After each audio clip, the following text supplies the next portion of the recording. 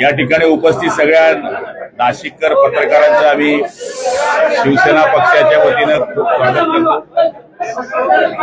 आपल्याला कल्पना आहे की मागच्या काळामध्ये आदरणीय युवा नेते एकनाथजी शिंदे साहेबांच्या आशीर्वादाने श्रीकांत शिंदे साहेबांनी या ठिकाणी महाराष्ट्रभर लोकसभेच्या माध्यमातून दौरे केले होते, पण आता जवळपास महाराष्ट्रामध्ये 100 विधानसभा मतदारसंघामध्ये कार्यकर्त्यांची संवाद यात्रा या ठिकाणी सुरू केलेली आहे आणि त्याच्याच माध्यमातून आज पहिला जिल्हा हा नाशिक जिल्हा घेण्यात आलेला आहे। त्याच्यामध्ये आज 4 विधानसभा मतदारसंघाचे या ठिकाणी दौरे आयोजित करण्यात आलेले आहे। त्याच्यामध्ये संघटन, त्याचबरोबर येणाऱ्या जिल्हा परिषद आणि पंचायत समितीच्या निवडणुका, BLA याच्या विविध बाबतीमध्ये पक्षाच्या कार्यकर्त्यांना मार्गदर्शन करण्यात आलेलं आहे आणि मला तरी असं वाटतं की महाराष्ट्रामध्ये पुढच्या होणाऱ्या निवडणुकींच्या माध्यमातून हा दौरा आमचा या ठिकाणी आयोजित करण्यात आलेला आहे। संघटन मजबूत करण्याकरता हा दौरा आहे। बाकी काही प्रश्न आपल्याला विचारायचे असतील तर आदरणीय आपण श्रीकांत शिंदे साहेबांना विचारावेत ही आपल्याला विनंती आहे। बरोबर दादा, विधान परिषदेची निवडणूक आता लवकरच होतीये। विधान परिषदेची निवडणूक आहे, जिल्हा परिषद निवडणूक आहे, त्या अनुषंगाने काय तयारी आता पक्षाकडून, काय कानमंत्र देण्यात आले कार्यकर्त्यांना? आजच जिल्हा परिषद निवडणुकी संदर्भात माननीय मुख्य नेते उपमुख्यमंत्री शिंदे साहेबांच्या नेतृत्वाखाली त्यांच्या आदेशाने आम्ही सगळे नाशिक जिल्ह्यापासून त्याची सुरुवात केलेली आहे। इथे इगतपुरी आणि देवळाली या 2 विधानसभा मतदारसंघाचा आढावा घेण्यात आला। मला वाटतं 2.5 तास या ठिकाणी दोन्ही चर्चा झाली, गटनिहाय चर्चा झाली। कुठल्या शिवसेनेची ताकद किती आहे, कशा प्रकारे शिवसेनेची बांधणी आहे। SIRचा आपल्याला माहिती आहे पूर्ण देशामध्ये प्रक्रिया सुरू आहे। त्या SIRच्या माध्यमाने BLO असतील किंवा BLA नेमणुका असतील पक्षाकडून, त्या BLAच्या नेमणुका झाल्यात की नाही, या सगळ्यांचा आढावा जो आहे तो या ठिकाणी सर्व मंत्री महोदयांनी घेतला आणि येणाऱ्या होणाऱ्या निवडणुका जिल्हा परिषद असतील किंवा आता आजच विधान परिषदेच्या निवडणुका देखील लागलेल्या,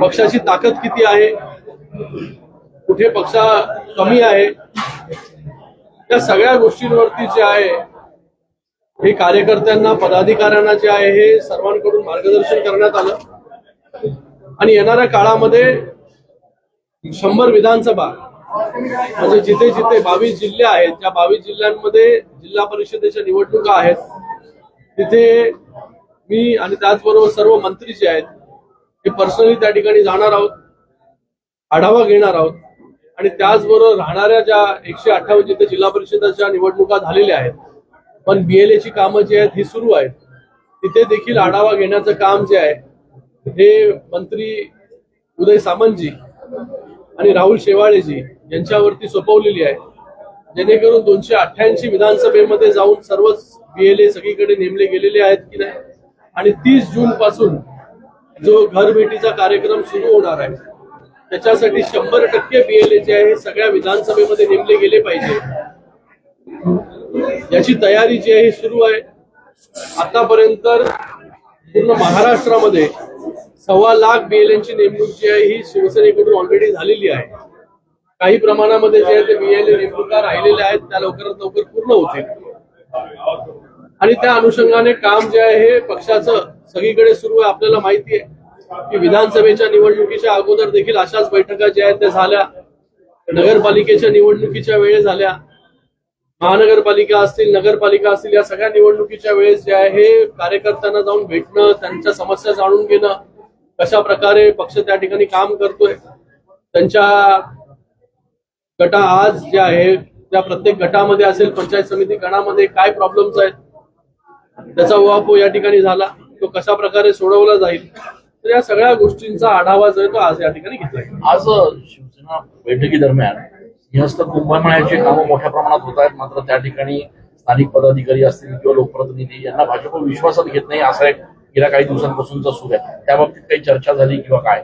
त्या सगळ्या गोष्टी ज्या आहेत त्या वरिष्ठ पातळीवरती मंत्री महोदय स्वतः उपस्थित होते. तो काय समन्वय साधायचा आहे, तो समन्वय साधण्याचं काम जे आहे वरिष्ठ पातळीवरती त्या ठिकाणी होईल. सगळ्या ज्या काही गोष्टी इथे सांगितल्या गेल्या किंवा प्रश्न उपस्थित केले गेले त्या सगळ्या ज्या आहेत नोट डाऊन करण्याचं काम मंत्री महोदयांनी केलेलं आहे. आणि येणाऱ्या काळामध्ये जो काय समन्वय घडवण्याचा आहे किंवा कामं करायची ती नक्कीच या सगळ्यांच्या माध्यमाने होतील. माजी खासदार हेमंत वर्षे आले उपस्थित नाहीये. नाशिकमध्ये होते मात्र बैठकीला नाही, मागच्या बैठकीला नव्हते, आजही नव्हते. आज मला वाटतं त्यांचं काय पर्सनल काम होतं, त्याच्यामुळे जे आहे ते उपस्थित राहू शकले. माझं देखील त्यांच्याशी जे आहे ते बोलणं लागलं. तर संघटनेमधील अनेक कार्यकर्ते नाराजी व्यक्त केली, पदाधिकारी विश्वासात आपली संघटना खुळखुळी झालेली आहे असं देखील सांगितलं. बघा, काही कार्यकर्त्यांचं मत जे आहे हे काही इमोशनली बोलतात, काही टेक्निकली बोलतात, काही वेगळ्या प्रकारे बोलतात. संघटना जी आहे हे शिवसेनेची या ठिकाणी मजबूत आहे. म्हणूनच शिवसेनेला जे आहे ते येणाऱ्या झाल्या ज्या जेवढ्या निवडणूक आहेत त्या निवडणुकीमध्ये यश मिळालं. नाशिकमध्ये महानगरपालिकेमध्ये जरी यश मिळालं नसेल तरी कमी जागा निवडून आल्या, तरी काही जागा ज्या आहेत ते 100, 150, 200, 125 अशा मतांनी जे आहे हे निसटलेले आहेत. लोकांचा विश्वास जो आहे हा शिवसेनेवरती आहे, लोकांचा विश्वास शिंदे साहेबांवरती आहे. आणि या बैठका याच्यासाठी होत्या की जिथे कार्यकर्ता जो आहे त्याच्या मनातील भावना ज्या आहेत त्या बोलून दाखवणार. आणि त्या कार्यकर्त्याशी बोलण्यासाठी आम्ही इकडे आलोय. इकडे जर कार्यकर्त्यांनी त्याच्या भावनाच मांडल्या नाही तर त्या भावना आमच्यापर्यंत पोहोचणारच नाही, त्याच्यावरती ऍक्शन आम्ही घेऊ शकणार नाही. तर कार्यकर्ता जो आहे तो मनसोक्त जो आहे तो या ठिकाणी बोलत असतो. त्याच्या मनामधल्या वेदना ज्या आहेत भावना असतील, चांगल्या वाईट, या सगळ्या गोष्टी ज्या आहेत कार्यकर्ते याच बैठकीमध्ये बोलत असतो. कुठला पक्ष जो आहे तो असं सगळ्यांना बसून 2.5-2.5, 3-3 तास बैठक घेतो, शाखा प्रमुखाला विचारतो, उपशाखा प्रमुखाला विचारतो, साध्या कार्यकर्त्यांना त्या ठिकाणी वेळ देतो, कार्यकर्ता आपलं मन जे आहे ते त्या ठिकाणी व्यक्त करतो. तर या सगळ्या गोष्टी ज्या आहेत त्याच्यासाठीच हा संवाद मेळावा आहे. इथे कुठे मी येऊन भाषण करणार, मंत्री भाषण करणार, वन वे ट्रॅफिक, फक्त आम्हाला जे बोलायचे ते कार्यकर्त्याला सांगणार, हे असं होत नाही आमच्या बैठकीमध्ये. इथे 2 वे ट्रॅफिक असतो, दोन्हीकडून जो आहे हा संवाद होत असतो. आणि या संवादामधूनच पक्ष कसा मजबूत होईल याच्यासाठी आम्ही काम करतो. ते तुम्हाला माहिती आहे ना, मला सांगायची काय? महिला आघाडीच्या संदर्भात काही चर्चा झाली? सगळ्याच महिला आघाडी, युवा सेना, शिवसेना, फादर बॉडी, अंगीकृत संघटना या सगळ्यांवरती चर्चा झाली. सगळ्यांच्या भावना ज्या आहेत त्या आम्ही ऐकून घेतल्या. तुम्ही बाहेरून काही छोट्या मोठ्या ज्या गोष्टी ऐकत असाल या ठिकाणी ते मला माहिती आहे आणि त्याच्यावरच तुमचं कॉन्सन्ट्रेशन असतं. चांगल्या गोष्टीवरती कॉन्सन्ट्रेट करा. पक्ष जो आहे हा वाढतोय, पक्ष जो आहे हा सगळीकडे जो आहे हा विजय मिळवतोय, पक्ष वाढतोय, ह्याच्यावरती कॉन्सन्ट्रेट करा. छोट्या मोठ्या गोष्टींवरती तुम्ही मला येऊन प्रश्न विचारणार, बाहेर जे काही थोडंफार विचारा त्याच्यावरती, तुम्ही काही प्रॉब्लेम नाही. पण पक्ष जो आहे हा वाढतोय, खूप चांगल्या प्रकारे जो आहे तो पक्ष वाढतोय. इगतपुरी आणि देवळाली या सगळ्या कार्यकर्त्यांनी आम्हाला विश्वास दाखवलाय. येणाऱ्या जे जिल्हा परिषदेच्या निवडणुका आहेत त्याच्यामध्ये 100% यश हे शिवसेनेला कसं मिळेल याच्यासाठी ते काम करतात. गावामध्ये भीषण पाणी टंचाईचं वास्तव समोर आलेलं होतं. या प्रकरणी आपल्या माध्यमातून आपण त्या गावाची जबाबदारी घेतली. तिथे आता सुरुवात जी आहे केलेली आहे, कार्यकर्ते तिथे पोहोचलेले आहेत. त्या गावाला जे आहे पूर्णपणे पाण्याची समस्या म्हणजे भविष्यामध्ये भेडसावणार नाही याच्यासाठी जे काही पावलं आहेत ती पावलं उचलली.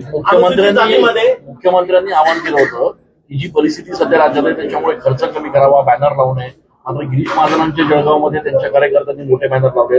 आज ठाण्यामध्ये आपल्या महापालिकेच्या मध्ये शिवसेनेच्या कार्यालयाचा लोकार्पण आहे. मला वाटतं त्या ठिकाणी सुद्धा मोठा खर्च बघा, करण्याचा जिथे प्रकार दिसतोय. कुठे काटकसर करायची आहे किंवा ज्या काही गोष्टी करायच्या, आज आपण पाहिलं की शिंदे साहेबांनी त्यांच्या कॅनवा जो आहे तो कमी केला. त्यांनी ईव्ही गाडी वापरायला सुरुवात केली. मी देखील, माझ्या बरोबर देखील कॅनवा असायचा, सिक्युरिटी असायची, ती पूर्णपणे म्हणजे निम्मी माझ्या बरोबर देखील एकच गाडी जी आहे असते, ती पण कंपल्शन आहे म्हणून. तर मला वाटतं जिथे जिथे गरज आहे या सगळ्या गोष्टी ज्या आहेत त्या सगळ्या लोकप्रतिनिधींकडून जे आहे ते करण्याचं प्रयत्न जो आहे सुरू आहे. आम्हाला सगळ्यांना माहिती आहे की परिस्थिती कशा प्रकारची आहे. माननीय मोदीजींनी सगळ्यांना आवाहन केलेलं आहे. त्या आव्हानाला धरून सगळे लोक जे आहेत ते काम करतात. महाराष्ट्रामध्ये अनुसूचित जातीमध्ये अवकडं वर्गीकरण करण्यात आलं आहे. त्याच्या विरोधामध्ये संपूर्ण महाराष्ट्रामध्ये मोर्चे निघाले. तर ह्या संदर्भामध्ये आपल्या पक्षाची काय भूमिका? तसं तुम्हाला काय प्रश्न आहे? काय विषय? अरे सरकारमधले मंत्री बोलते. महाराष्ट्रामध्ये अनुसूचित जातीमध्ये अवकडं हे वर्गीकरण करण्यात आलं आहे. त्याच्या विरोधामध्ये संपूर्ण महाराष्ट्रामध्ये मोर्चे निघाले. तर आपल्या पक्षाची ह्या संदर्भामध्ये काय भूमिका? मला वाटतं की या संदर्भामध्ये एक समिती गठीत करण्यात आलेली होती आणि त्या समितीच्या माध्यमातून जो काही अहवाल येईल त्याप्रमाणे पुढचं मार्गक्रमण केलं जाणार. परिषदेच्या आज जी निवडणुका जाहीर झालेल्या आहेत, नाशिक शिवसेनेने याआधी जागा लढवली होती. भाजप त्याच्यावर दावा सांगण्याची दाट शक्यता आहे. तर काही आदला बदल होणार आहे का? शिवसेना आपल्या जागा पूर्ण लढवणार? शिवसेनेने ज्या जागा लढवलेल्या आहेत त्या जागा ज्या आहे शिवसेना पूर्ण ताकदीने कशी लढेल त्याच्यासाठी पूर्ण निर्णय जो आहे हा माननीय मुख्य नेते उपमुख्यमंत्री एकनाथ शिंदे साहेब अनेक ठिकाणी भाषणामध्ये भाजपवर टीका करताना दिसून येत आहेत. पुढे 2029ला शिवसेनेचाच मुख्यमंत्री काय होईल. बोलले, काय टीका केली? की शिवसेनेचाच मुख्यमंत्री होईल. ही टीका बीजेपीवरती आहे. नाही, बीजेपीवरती काम करताना तेच तर म्हणून विचारलं तुम्हाला मी.